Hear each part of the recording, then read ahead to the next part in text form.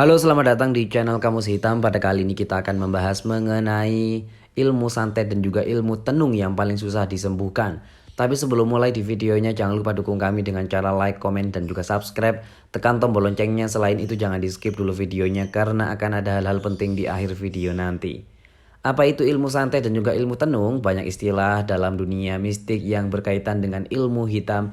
Misalnya santet, tenung, pelet, sihir, voodoo, dan juga lain sebagainya. Dan semua istilah tersebut juga dapat ada hakikatnya memiliki arti yang sama, yakni ilmu hitam. Ilmu hitam adalah ilmu yang memanfaatkan kerjasama antara manusia dan juga makhluk halus dengan tujuan yang bersifat jahat dan juga kekuatan.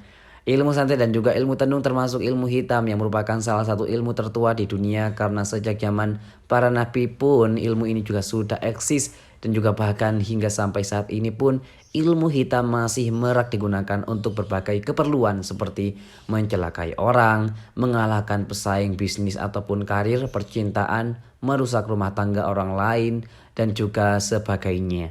Dalam agama Islam, ilmu hitam lebih dikenal dengan istilah ilmu sihir. Jadi istilah sihir ini juga sudah mencakup ilmu santet, pelet, ilmu tenung, dan lain-lain. Namun demikian secara detail sebenarnya ada perbedaan antara santet, pelet, dan juga tenung dilihat dari efek yang ditimbulkannya.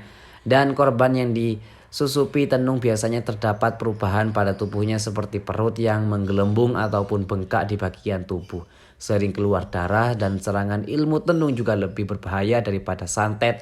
Dan juga ketika serangan itu dapat biasanya terdengar ada gelas, piring yang juga pecah tanpa sebab. Keramik di rumah pecah ataupun lepas, ataupun terdengar suara dentuman saat tenung tiba di rumah korban. Berbeda dengan santet dan juga tenung yang targetnya itu adalah mencelakai korban. Ilmu pelet digunakan agar orang yang dituju itu tergila-gila kepada pengirim ilmu pelet tersebut. Korban akan rindu dan juga cinta berat pada pengirimnya. Ilmu pelet biasanya itu digunakan menggunakan khodam tertentu yang sifatnya itu mampu membolak-balikan hati dan juga pikiran seseorang. Sifatnya itu dapat memaksa apalagi jika korban tidak memiliki pagar gaib yang sangatlah kuat. Dan ilmu pelet ini biasanya digunakan jika cinta ditolak ataupun pernah dihina lawan jenis ataupun untuk menguasai harta korban dan dengan jalan menikahinya melalui ilmu pelet. Ilmu pelet hanya bekerja untuk mereka yang sudah saling kenal ataupun minimal pernah kenalan karena alam bawah sadar korban akan dikuasainya juga dengan ilmu pelet sehingga dapat membolak-balikan hati ataupun perasaan. Santet juga merupakan sejenis ilmu hitam yang digunakan untuk mencelakai orang lain dari jarak jauh untuk menyerang dari jarak jauh secara tepat dan biasanya dibutuhkan data seperti nama lengkap, tanggal lahir, alamat, nama orang tua dan juga foto ataupun benda yang pernah dipakainya. Dan semakin lengkap datanya maka semakin akurat serangan santetnya. Santet menyerang dengan energi tanpa membawa benda mati seperti jarum, kawat, silet, jerami dan juga sejenisnya. Sehingga korban santet jika dironsen tidak akan ditemukan benda-benda tersebut di dalam tubuhnya.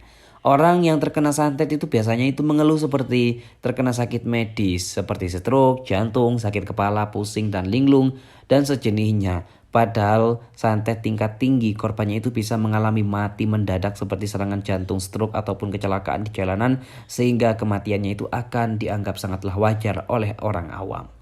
Tenung sama seperti santet, hanya saja bedanya itu adalah ilmu yang menggunakan benda mati ataupun benda hidup untuk menyerang korban. Korban yang terkena biasanya ada benda-benda aneh di dalam tubuhnya seperti jarum, jerami, beling-beling hingga makhluk hidup seperti kelabang bahkan juga kalajengking.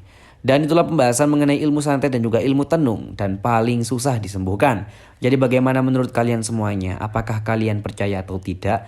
Jangan lupa dukung kami dengan cara like dan juga subscribe agar channel ini semakin berkembang dan juga jangan lupa buat tinggalkan komentarnya di bawah. Mari kita berdiskusi jika ada kurang atau tambahan lainnya. Terima kasih.